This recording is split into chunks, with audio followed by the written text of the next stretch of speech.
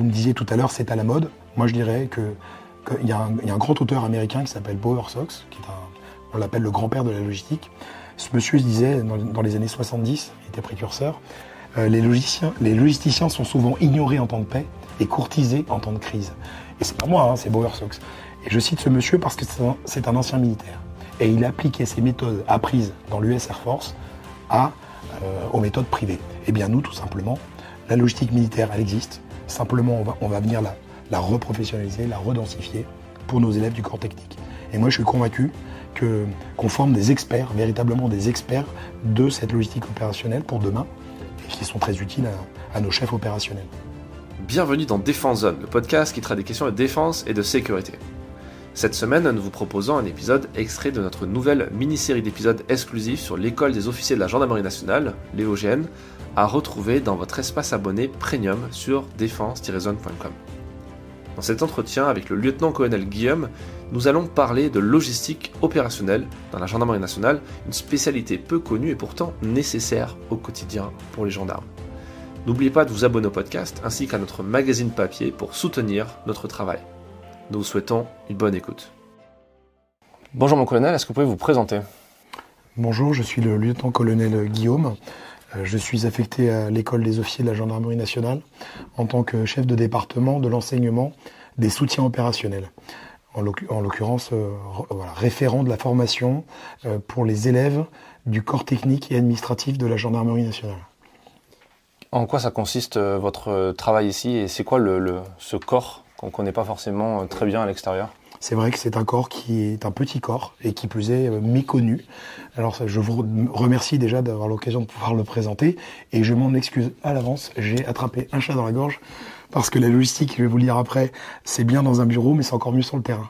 Et j'ai attrapé un petit coup sur le terrain pendant ces 2 jours et demi. Donc le corps des Octas, en 2 mots, c'est un corps en gendarmerie qui est très récent. C'est aussi peut-être pour ça qu'il est méconnu. Il comporte à peu près 670 officiers sur presque 6000 officiers opérationnels. On est 670 officiers du soutien. On a pour mission d'appuyer les missions opérationnelles. Notre formation ici sont destinées à former les élèves sur 2 ans pour être demain des cadres du soutien de la Gendarmerie nationale. C'est un statut qui est assez proche de ce qu'on peut retrouver dans les armées, notamment avec le commissariat aux armées. Ça n'a pas la même appellation, mais ce sont des métiers assez proches, qui ont pour mission vraiment de soutenir au plus proche du terrain l'action des opérateurs, ce qui explique le statut militaire. Voilà. Et ici, les élèves Octa, officiers du corps technique et administratif, sont intégrés totalement dans la promotion des officiers du cadre général, qu'on pourrait dire opérationnel, entièrement intégrés dans les pelotons. Donc dans une promotion de 140, admettons, vous avez 4 pelotons, et bien vous avez des pelotons avec, admettons, une vingtaine d'officiers du corps technique, d'officiers opérationnels et 4 ou 5 officiers techniques. Ils sont véritablement mélangés. Ils font la même chose. Ils ne sont pas séparés. Ils ne sont pas dans un groupement à part. Ils n'ont pas une promotion à part. Ils font partie de la même promotion. Ça, c'est très important. Et c'est ce qu'on retrouve en gendarmerie parce qu'on a vocation à travailler ensemble. C'est un soutien qu'on dit souvent soutien intégré. Et pour fonctionner en soutien intégré, quoi de mieux que de bien se connaître ? Travailler ensemble, on se connaît dès la promotion. Et ils font 2 ans. Ils sont recrutés sur Master 2 en sortie d'université ou semi-direct, c'est-à-dire sous-officier opérationnel ou sous-officier de soutien, puisqu'il existe aussi les sous-officiers de soutien. Nous avons des opérationnels qui rejoignent le rang des Octas, quelques-uns. Nous avons aussi des camarades des armées qui nous rejoignent. On peut aussi recruter des civils de catégorie B qui passent le concours. Voilà. Et comme ils n'ont pas de Master 2, on leur fait aussi passer le Master 2. Ils ont un Master 2 de management, gestion des organisations. Donc tout élève qui sort de cette école sort avec un Master 2. Voilà. Qui est reconnu ensuite dans le privé pour un autre cursus qui est reconnu parce que nous avons un partenariat déjà, nous, pour notre Master de Management, avec l'université UPEC, Paris-Est Créteil, qui depuis 14 ans travaille avec nous sur une maquette spéciale qui n'existe que pour nous. Et c'est un véritable diplôme d'université. Ce n'est pas un diplôme, interne à nous. C'est une université qui vient avec ses professeurs dans nos amphis, enseigner la logistique, les RH, la SST, l'immobilier, le contrôle de gestion, le management. C'est un diplôme civil. Et nous rajoutons le volet militaire. D'accord. Est-ce que vous pouvez nous citer des métiers comme ça? Vous en avez dit quelques-uns. Oui. On peut rajouter aussi, ou parler aussi un petit peu des juristes. Oui, on en a. Ouais. Alors, un métier d'octa aujourd'hui, donc les jeunes sortent lieutenant. Ils sortent lieutenant, ils sont affectés pour la moitié d'entre eux au niveau d'un département, que nous appelons chez nous le groupement. Et ils ont en charge le soutien des unités de terrain, c'est-à-dire qu'un groupement va avoir, on va dire, c'est la pointe de la pyramide, et quand vous redescendez, vous avez les compagnies, et en dessous les brigades, qui est donc la plus petite unité élémentaire de la gendarmerie. Le lieutenant, dès sa sortie d'école, travaille au niveau d'un département. Il a donc à sa charge le soutien ressources humaines de l'ensemble des militaires du département, RH. Il a aussi la charge du soutien immobilier. Il est le référent immobilier du colonel qui commande le groupement. Donc il a forcément des missions liées au juridique, pour passer des conventions, des contrats, voire des constructions de casernes neuves.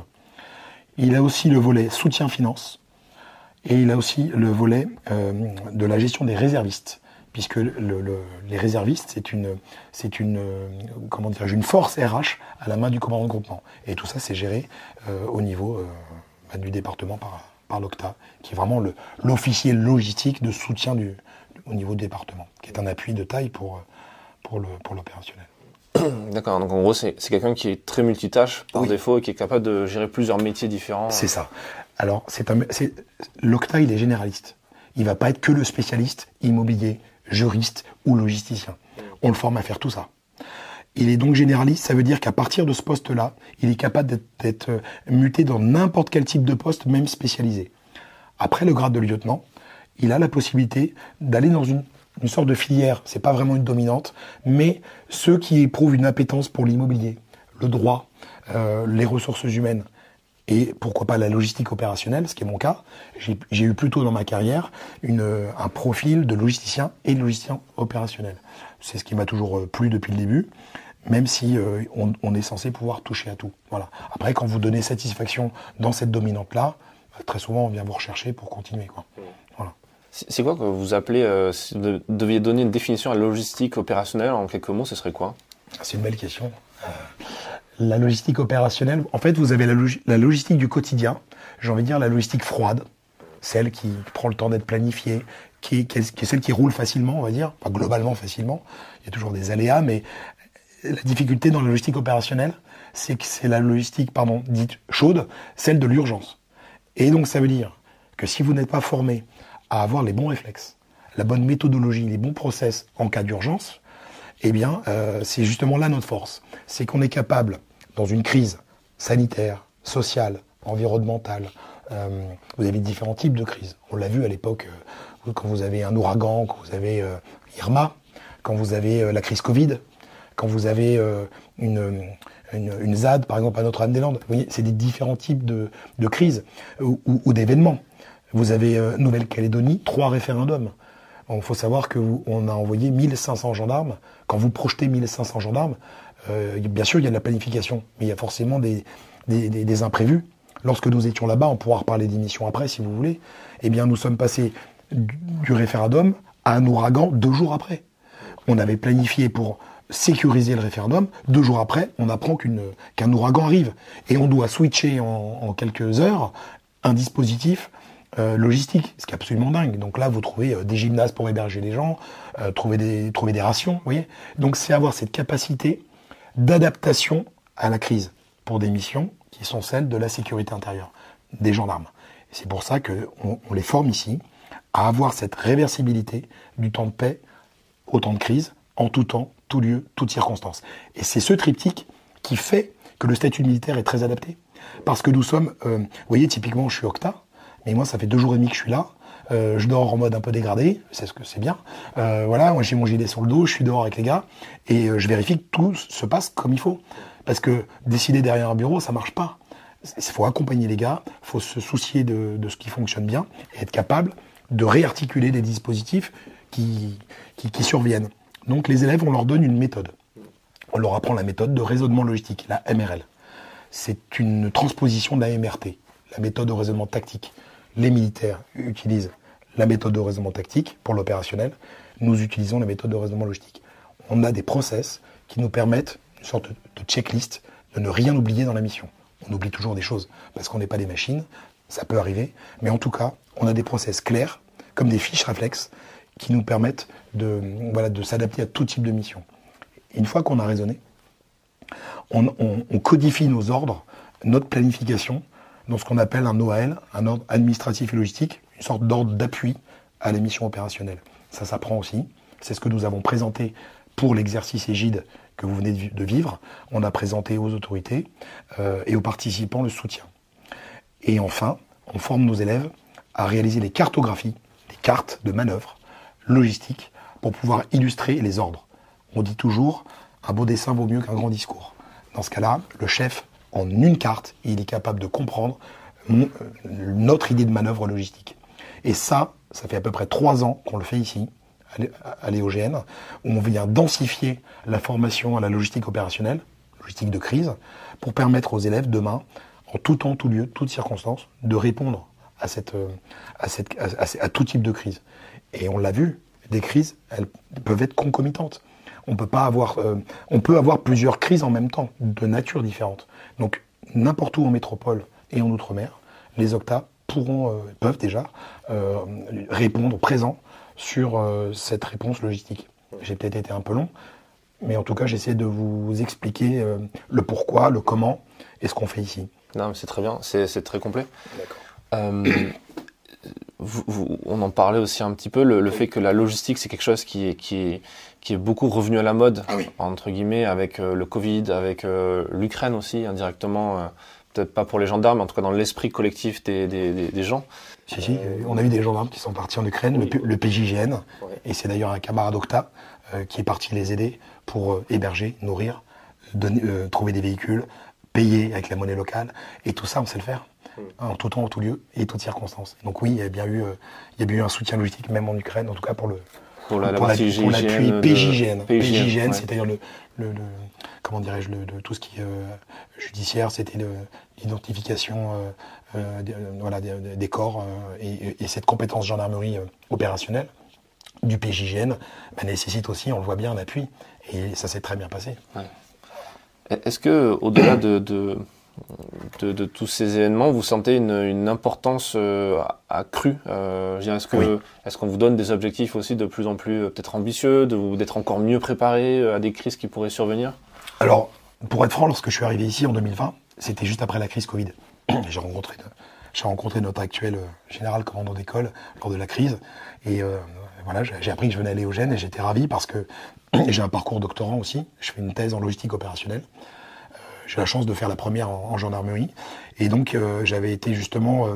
on m'avait proposé ce poste-là parce qu'il y avait un besoin, suite au rapport qui avait été fait sur la crise Covid, de pouvoir, professionnaliser notre logistique opérationnelle. Elle existait déjà, mais de la densifier, de la rendre plus efficace, beaucoup plus pertinente suite à la crise Covid. Donc, il y a eu un très bon rapport interne sur la gestion par les corps de soutien, les sous-officiers du corps technique qui ont fait un travail fabuleux, et j'en ai été puisque je suis aussi issu du corps des sous-officiers. Et donc, les sous-officiers et officiers du corps technique ont appuyé la manœuvre en temps de crise dans une période incertaine. On ne connaissait pas la maladie, on ne savait pas quand ça s'arrêterait, et on a appris que il fallait au départ des masques. Et donc, notre mission, c'était trouver des masques, les acheter, commander, organiser des flux, gérer des convois et approvisionner. Et qui fait ça en temps de crise? Quand vous avez des boîtes privées qui peuvent potentiellement avoir un droit de retrait ou ne pas faire pour des tas de raisons, eh bien nous avons cette capacité de résilience. Et la gendarmerie a été cherchée, a été utilisée aussi pour aider les préfectures. La police nationale, on l'a fait avec les SGAMI, avec les organismes mutualisés. On a aussi beaucoup aidé les préfectures grâce à nos moyens, nos vecteurs et nos forces humaines qui ont permis de conduire ces camions, gérer ces convois. En fait, on a vu que ça fonctionnait. Et vous me disiez tout à l'heure, c'est à la mode. Moi, je dirais qu'il y a un grand auteur américain qui s'appelle Bowersox, on l'appelle le grand-père de la logistique. Ce monsieur disait, dans les années 70, il était précurseur, les logisticiens sont souvent ignorés en temps de paix est courtisé en temps de crise. Et c'est pas moi, hein, c'est Bower Sox. Et je cite ce monsieur parce que c'est un ancien militaire. Et il a appliqué ces méthodes apprises dans l'US Air Force aux méthodes privées. Eh bien nous, tout simplement, la logistique militaire, elle existe. Simplement, on va venir la reprofessionnaliser, la redensifier pour nos élèves du corps technique. Et moi, je suis convaincu qu'on forme des experts, véritablement des experts de cette logistique opérationnelle pour demain, et qui sont très utiles à nos chefs opérationnels. Ouais. Je ne sais plus qui disait les amateurs parlent de tactique, les professionnels parlent de logistique. Alors ça, c'est un grand personnage, c'est Eisenhower. Oui. Et il n'y a pas de tactique sans logistique. Et si la logistique dit non, alors c'est qu'elle a raison. C'est clair. Eisenhower, 1944. Ouais. Oui, et puis on l'a vu très dernièrement avec l'attaque en Ukraine où la logistique ne suivait pas forcément et derrière... je ne me prononcerai pas. L'esprit de tactique fonctionnait moins bien. Voilà, mais on se rend bien compte que c'est pas qu'une question de mode, ouais. C'est une réalité. Et dans la société privée, enfin dans les boîtes privées, la logistique c'est un vecteur de performance, c'est un levier stratégique. On n'est pas à la sous-fonction des années 80. Aujourd'hui, la logistique, elle est au cœur stratégique, au plus près du patron. Et c'est ce qu'on fait nous en gendarmerie. La log, elle est au plus près du chef. Dans la cellule de crise Covid, on m'a demandé de participer au commandement des opérations, une cellule de commandement d'opération, où il y avait vraiment un poste logistique qui était l'officier référent log et qui faisait le lien avec Santé publique France, avec les acheteurs des masques, avec les livreurs des masques, avec les convois. Donc on sait le faire ça. Et c'est vrai que c'est peut-être la partie émergée de l'iceberg, on a commencé à le voir mieux en 2020. En tout cas aujourd'hui, nos élèves sont formés, je pense, plutôt bien. Et on a un partenariat avec l'école militaire de Bourges, que je salue au passage, nos camarades des écoles du train et de la logistique de Bourges, de véritables camarades, avec qui nous avons un partenariat depuis maintenant 14 ans, qui nous permet comment dirais-je, d'obtenir cette légitimité des armées à nous former. C'est eux qui nous forment sur la partie méthode militaire, pour être potentiellement intégrés dans un GTIA ou dans une unité de l'armée de terre, pourquoi pas en cas de crise. Et inversement, eux connaissent nos process aussi. Donc on fait 8 jours avec eux de log kaki, et on fait avec nous et OGN à peu près 3 jours de log bleu. Kaki plus bleu égale brevet de qualification logistique. Nous avons créé à l'EOGN, avec l'appui du centre, de la formation des écoles de gendarmerie, un nouveau brevet, 2021, hein, c'est pas vieux, post-Covid. Et l'objectif, c'était aussi de récompenser, de qualifier les OCTA sur cette compétence un petit peu exceptionnelle, parce qu'elle est nouvelle, de logistique, avec la création du brevet de qualification logistique.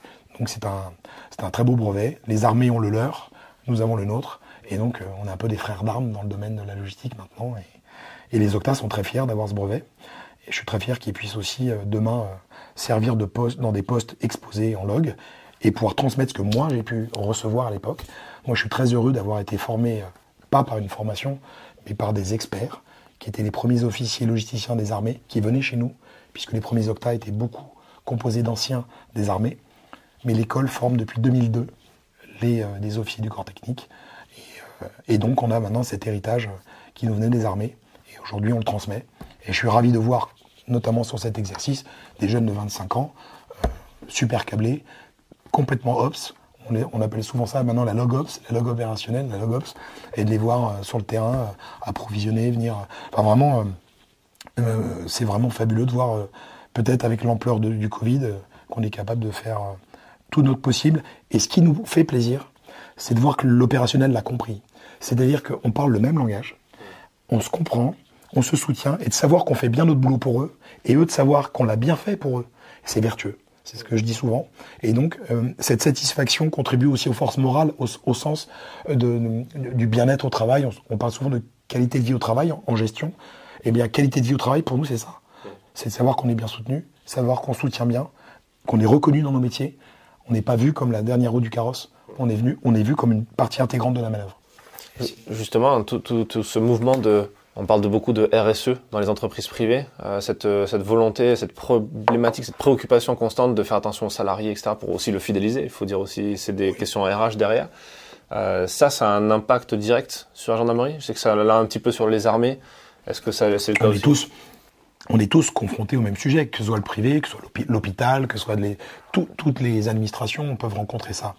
Mais oui, la fidélisation existe, mais on n'a pas non plus forcément de difficultés parce qu'on est dans des métiers de niche. Il faut savoir qu'on a des jeunes. Alors j'ai eu la chance d'être depuis 4 ans au jury du concours qui permet de recruter les officiers Octa de recrutement titre, et je vois la grande qualité des jeunes qui viennent nous voir. Alors, par rapport aux offres qu'on a de 10 à 15 postes par an sortis d'école, moi j'ai des gens qui viennent de grandes universités, des ingénieurs, et aussi des profils de jeunes qui ont déjà travaillé dans le privé. Je ne peux pas citer les sociétés aujourd'hui, mais des grandes sociétés qui d'ailleurs gagnaient très très très bien leur vie et qui sont venus chez nous. Alors, on gagne correctement notre vie, mais on n'est pas non plus dans des grandes boîtes. Et ils viennent pas chercher ça. Ils viennent chercher quoi ? Ils viennent chercher du sens. Et ça, je l'ai vu en concours, je le vois sur le terrain, et ils sont heureux de servir dans des missions qui ont du sens. Ils savent que leur logistique, ils voient le fruit de leurs décisions, de leurs conseils auprès de leur chef. Ils le voient concrètement. Et en plus, vous servez la population. Vous servez les Français. Donc, quoi de plus beau que de faire un métier qui nous plaît, et qui plus est en lien avec des camarades opérationnels, et en plus au service des Français, des gens, des populations. Voilà. Aujourd'hui, l'exercice s'appelle Égide. Égide, ça symbolise le bouclier, la protection. On contribue à la protection des opérations par notre savoir-faire logistique. Et moi, je trouve ça vraiment fabuleux. Donc, on a des métiers pour tout le monde. Alors, évidemment, je défends ma boutique, parce que je suis un fanat de log. Mais moi, je suis heureux, vous imaginez pas. Depuis que je suis rentré, ça fait 24 ans en gendarmerie. Je me suis engagé. J'ai été sous-officier. Je suis officier. Moi, la gendarmerie, non seulement, ça a toujours été une institution qui m'a fait rêver gamin. Et d'ailleurs, je lisais des magazines spécialisés, qui existent encore, qui m'ont donné un peu envie par de belles photos. Bon. Et ben, j'ai trouvé, et puis après, des portes ouvertes, des discussions. Et j'ai trouvé, parce que j'avais cet intérêt pour l'organisation des choses, ben, j'ai trouvé un métier fabuleux, qui est peut-être peu connu. Mais honnêtement, ça fait 24 ans, je me suis jamais ennuyé. J'ai fait des choses fabuleuses. Et j'ai plein de mes camarades. J'ai d'autres camarades qui ont vécu aussi des choses dingues. Mais c'est vrai qu'on fait partie de quelques-uns qui souvent ont pu partir sur l'émission parce qu'il n'y avait pas cette ressource. Et aujourd'hui, on travaille pour la ressource de demain. Et de transmettre ce que moi j'ai reçu. Et de savoir que la gendarmerie aussi a toujours été là pour... vous imaginez quand vous avez vos chefs qui vous permettent de développer des formations, qui vous permettent de créer des choses dans un domaine où il y a besoin, bah, c'est fabuleux, quoi. Moi, dans le privé, jamais j'aurais fait un truc pareil. Jamais. Il y a une mission particulièrement qui vous a marqué ou qui pourrait donner lieu à une anecdote que vous pourrez partager ? Plusieurs. Alors l'Afghanistan, parce que je sors d'école. Je suis jeune lieutenant. J'ai à peine 1 an sorti d'école et on me dit, voilà, tu pars. Est-ce que ça te dirait de partir en OPEX ? En fait, on est souvent contacté. Et je leur ai dit oui. Et ils m'ont dit, ton oui, c'est un oui ou c'est un oui-oui ? Je dis, pourquoi c'est pour quand ? C'est pour demain ? Ouais, en gros, c'est dans 3 semaines. J'en parle quand même 2 secondes à ma femme. Et on me dit, bon, alors je dis, ce serait où ? On me dit, probablement le Kosovo. Je dis, bon, après, peu importe, moi, c'est oui, c'est oui. Et donc, ma femme me dit, bah, écoute, on est jeune, on est plutôt jeune, j'avais encore 2 petits en bas âge. C'était quand même 6 mois. Hein. Et puis, je rappelle, je dis, bon, c'est bon. Vu avec ma femme, tout est calé, machin. Bon, c'est plus Sarajevo, c'est Kaboul. Ah bon ? Je dis, qu'est-ce qui se passe ? Non, c'était pour être sûr que ton oui soit un oui. Mon oui est un oui. Feu. J'ai jamais regretté. Et peut-être que j'aurais bien aimé rester. Parce qu'on a vraiment vu ce qu'on faisait de concret. On soutenait les gendarmes mobiles, je me rappelle de Satori, Pontivy, Saint-Étienne de Remiremont, enfin des gens fabuleux. Et de se dire que si on a une erreur dans ce qu'on fait, c'est eux qui vont en pâtir. Mais je me suis senti utile comme jamais, quoi. Et en plus, dans une zone ultra exposée. Donc, de voir le sourire des gars, de se dire on est bien soutenu. Ouais, voilà l'anecdote. Le regard des gars, mais merci pour le pactage. On avait un super pactage. Merci pour ce que vous faites pour nous. On sait qu'on est dans une opération dangereuse, mais on est super bien soutenu. Ils avaient toujours ce qu'il fallait, en tout temps et en tout lieu. Et il y a quoi de plus opérationnel que de le faire dans une zone de guerre ? Donc après, je peux en parler des heures. On aura bientôt une exposition. Je fais du spoiling. On a une exposition en cours sur l'Afghanistan au mois de décembre, avec un bouquin qui va sortir et un colloque. Donc on vous en dira plus. C'est un beau projet qu'on a avec le Créogène de Melun. Donc on en reparlera plus tard si on se revoit. Et voilà, et puis dernièrement, Nouvelle-Calédonie, 3e référendum. De me dire que c'est historique. Les gens votent, le choix a été fait, voilà, la Nouvelle-Calédonie reste française. Participer à un événement historique, mais moi ça m'a donné des frissons. Et de me dire, on est parti 3 mois là-bas, vous voyez, j'étais en poste en école. On est en école, on forme nos élèves, on t'appelle, bon, Nouvelle-Calédonie, on a besoin d'officiers logisticiens. On avait besoin de 9 logisticiens. On n'est pas 50 à faire ça. Hein. Bon, forcément, ils m'appellent. Je dis, mais moi, j'ai des élèves. J'ai la chance, j'ai un super adjoint, un super général aussi, parce qu'il m'a dit ok feu. 3 mois en Nouvelle-Calédonie. Et ça s'est super bien passé. 2 jours après, ouragan. Et on switch en 2 jours, protection de la population, après sécurisation de la population. Et ben là c'est c'est du bon sens, de la méthode, et puis un super réseau parce qu'on se connaît tous.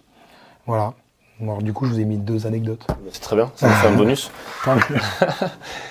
Pour terminer cet entretien, c'est quoi le conseil qu'on vous a donné à vous, à titre personnel, qui vous a le plus marqué peut-être et qui aiderait un jeune officier à se lancer dans cette spécialité?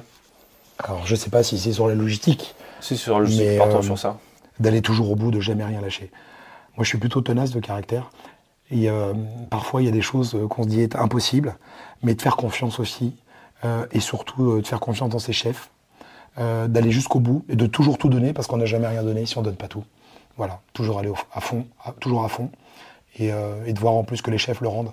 Honnêtement, vous vous sentez vraiment porté, quoi. Donc, écoutez les anciens.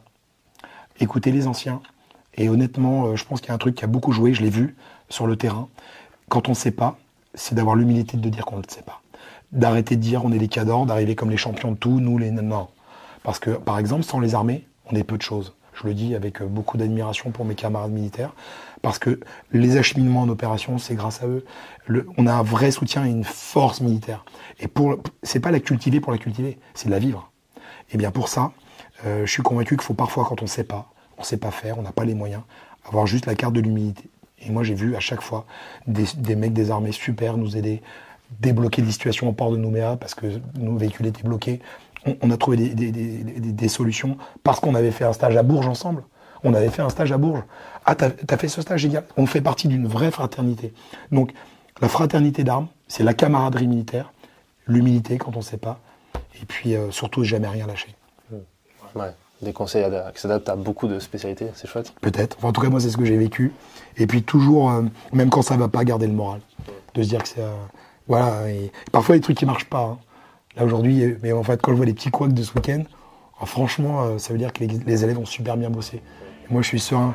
Demain, je peux aller souffler un coup, hein, parce qu'on a une belle génération devant nous. Je suis très fier de ça, en tout cas. Super. Merci beaucoup pour cet échange. Avec grand plaisir. Merci d'avoir écouté cet épisode jusqu'à la fin. S'il vous a plu et que vous voulez soutenir notre travail, abonnez-vous à notre magazine en vous rendant sur le site défense-zone.com. À très vite pour un prochain épisode du podcast.